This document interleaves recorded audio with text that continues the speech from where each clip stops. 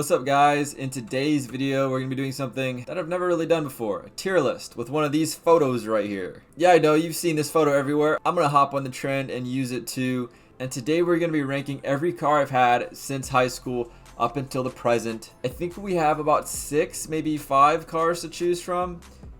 I think 6, maybe 7. I don't know. Something around that ballpark. But I've had more than the usual person in that amount of time. So if you're looking for a first car and you're looking at one of the cars I've had in the past, I'll tell you a little bit about it, the history I've had with the car, and the reasons why I put it either an S, A, B, C, D, E, F, all the way down to Z. But before we get into this video, make sure to go down and join the Discord down below, leave a like on this video, and subscribe if you're new. The first car that I thought I ever was gonna own, and this might have set me down the wrong path in life, was a 2010 Mustang V6 convertible top automatic. I wanted it so bad. It had the nice leather seats, the paint looked nice, and it was a bigger car. I kind of like bigger cars. Well, it was a V6, and I would have been one of those stupid V6 Mustang owners that put a really loud exhaust on it, just being obnoxious. I'm so glad I did not get that car because my dad sold it, and then he bought a 2003 Toyota MR2 Spider. At this time, the third gen MR2s were not sought after like they are now. Now they're like $20,000, but back then you could find a nice one with 100,000 miles for like $4,000. It was pretty crazy. Either people thought they were ugly,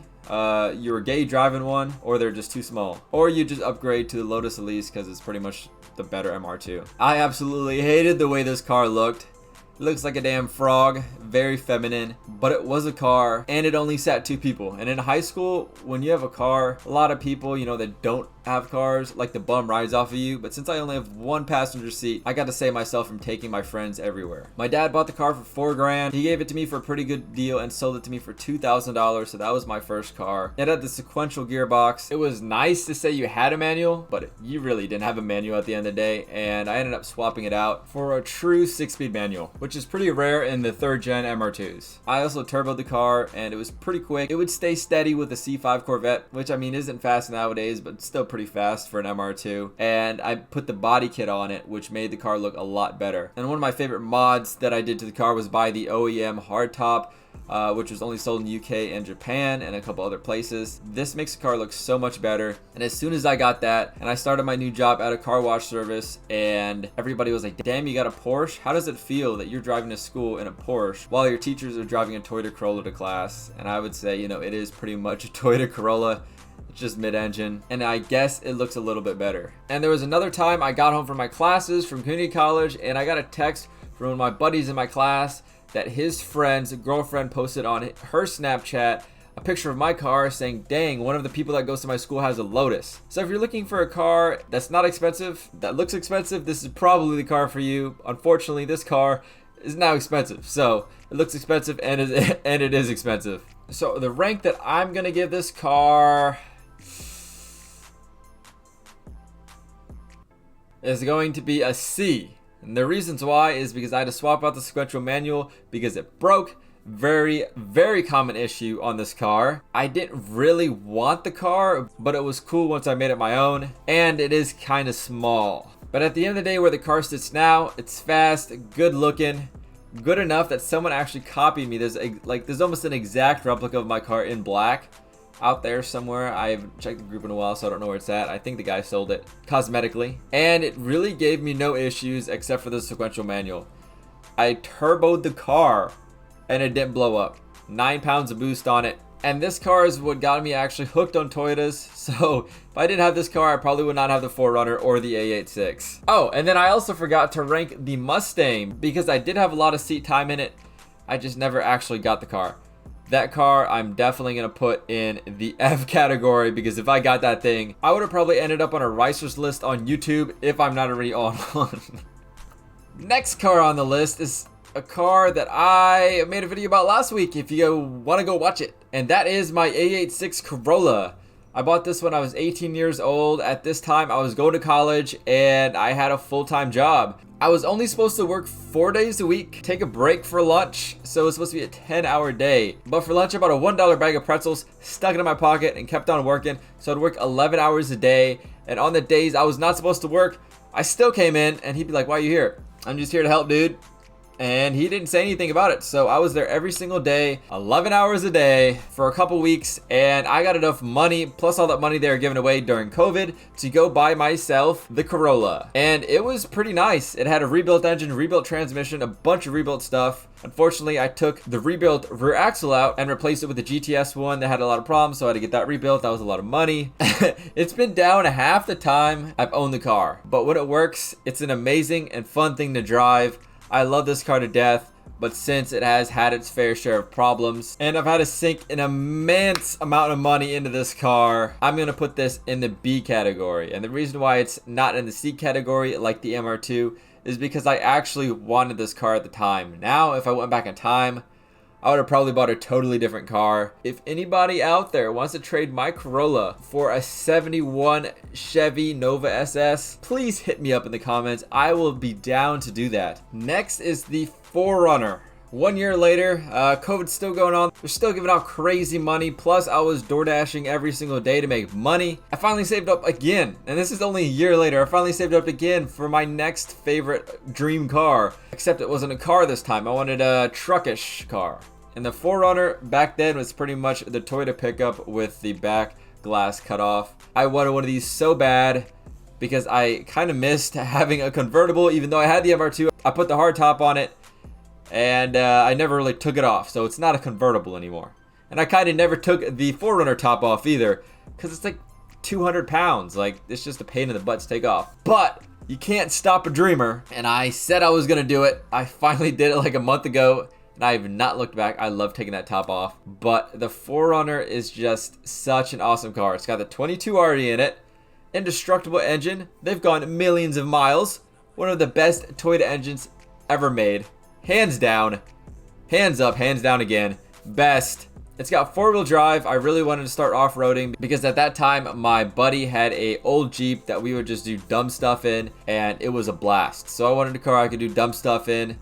Turns out I bought a really nice one, so I don't really do dumb stuff in it. But since I have bought the car, I have put $0 into it except tires, and it's been about, I'd say, 3 years since I've had it. An 89 4Runner.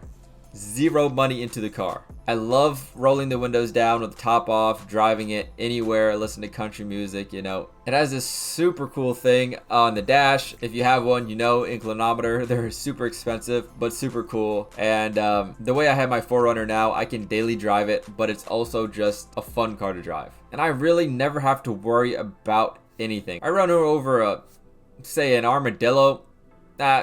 It's in the past. Car's fine. It's a Toyota truck. I mean, have you watched the Whistling Diesel video? The thing is indestructible. This is definitely going in the S tier. There is no better car that I've ever had than this. So if you're looking for a reliable, fun car to drive, semi-cheap, and looks gorgeous, that's the car for you. And then after I bought the 4Runner, I kind of stopped for, I'd probably say about 2 years. A guy who does not even have a college degree does not need more than 5 cars. So, yeah, I was done. I wanted more cars. I almost bought a 1981 Chevy Camaro Z28. And when I say almost, I meant I should have, because that would have been an awesome car to have. I would have honestly probably taken that over the Corolla I have now, but it's in the past. Don't look back, because it'll just make you sad. But now that I think of it, that's actually after I bought these 3 cars that whole Camaro thing happened. But in the meantime, how did I get enough money to even possibly afford a 1981 Camaro Z28? I flipped a couple cars in the process, and here's the next one. This one is a 1985 Toyota MR2. So far I've had an 84 Corolla, 89 4Runner, and now an 85 MR2. I almost have the full lineup of cool 80s Toyotas. I got this for $500. I was working at a Toyota dealership at the time. One of the service advisors had an old car sitting around. He didn't really want anymore. Bad knees. Bad knees just ruin everything. You can't get a nice car once you have bad knees. So it didn't run and didn't have a title. Sold it to me for $500. I got that. I had some fun with it. I drove it around. I fixed it up. Fuel pump was an issue. That's it. And I had fun with it for about a week. Then I realized I got bills coming up, so I had to sell it. Sold it to a buddy of mine. He still has the car to this day. I don't know if it looks nicer. Kind of looks the same, just a little bit more junky because now it's mismatched colors. But He says that it's getting painted soon, and he actually got the bonded title for it. So that car is on the way to being restored, which I'm really happy about. But in the meantime, while I did have the car, it had a lot of TRD engine upgrades. Other than that, the car was really crappy. The door didn't work. The windows didn't work. All the gauges were just going like this. It was like, I don't know, it's like wings trying to fly on a bird. But for years of sitting and just changing a fuel pump, it worked pretty good. So I'm going to give the 1985 MR2, I think, a D. Now this is the part of the story where I actually get into other cars that aren't Toyotas. What I did at the Toyota dealership was I just drove a car around, driving people home, driving people to the dealership, pretty much shuttle driver. I talked to this old guy and he said he has a 1991 Mazda Miata in his garage. He barely drives it and he bought it brand new. And my eyes just went boom. That's money. So I asked him, hey, would you ever sell it? Nah, I'm such a good coercer. I just asked him again at the end and he said, you know what? Give me your number and I'll think about it and message you. And I said, how about this? You give me your number because I don't have a piece of paper.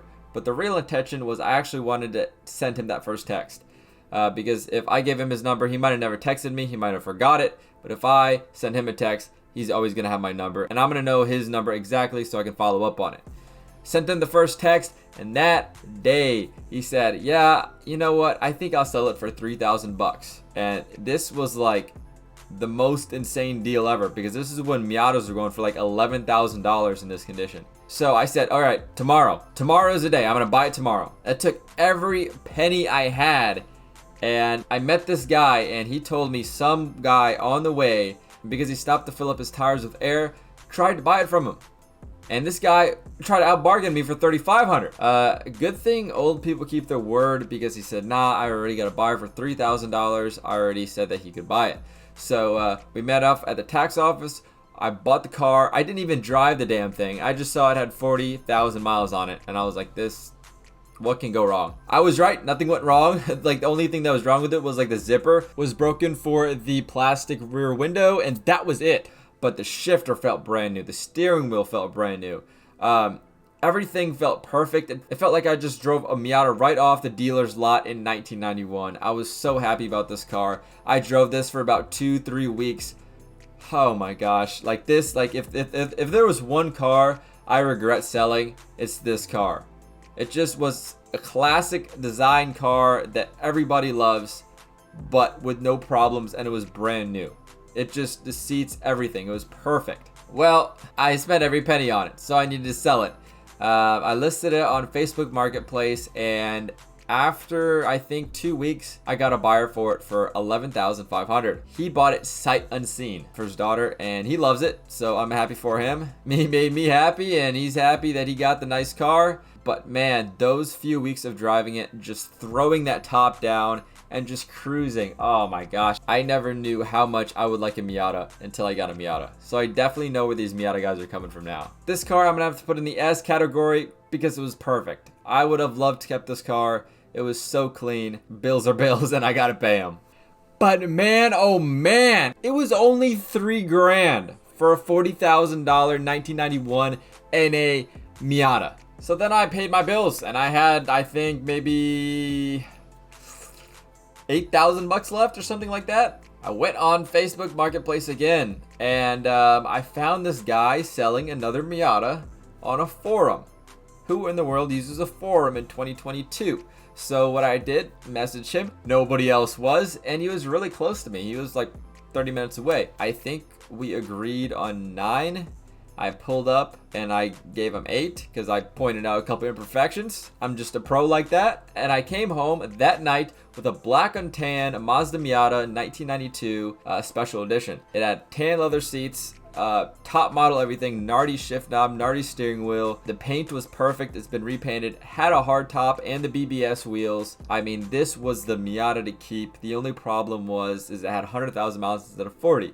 So, you know, the shifter wasn't as smooth. I could tell the difference on things like that. And I really wanted to keep this car. I mean, after getting the last Miata, I knew that I really wanted a Miata. And this was pretty much the perfect Miata. Well, it turns out my Corolla decided to take a big old poop. And I had to spend a bunch of money to fix that car up. And where did that money come from, you might guess? Well, I had to sell the Miata Good thing is I sold it for 12 grand. I made a good chunk of change on it. I fixed up a couple things in the process, and that's why I had to raise the price a little bit when I was selling it. So for the black and tan special edition Miata, I'd have to give this one a C, right on par with my MR2. They're about the same size, they're both convertible, and you know, they're both at around 100,000 miles. So it definitely wasn't as crisp as a 40,000 mile Miata, and if I were to buy one again, although the black and tan was top model, the 91 40,000 mile was the lowest trim you could get. It still felt like a brand new car, and that is something that's really hard to find. So I definitely buy that one back if I had the money.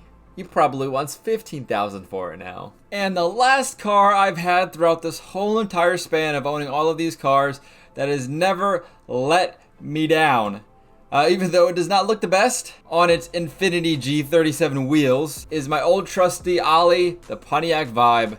I'm giving this one an A tier. It's never let me down, and it's gotten me through all of my broken cars. Never forget the daily. It does more than you think. And I think I would get rid of any other car before the Pontiac Vibe. So hope you guys did enjoy this video of all the cars I've owned since high school.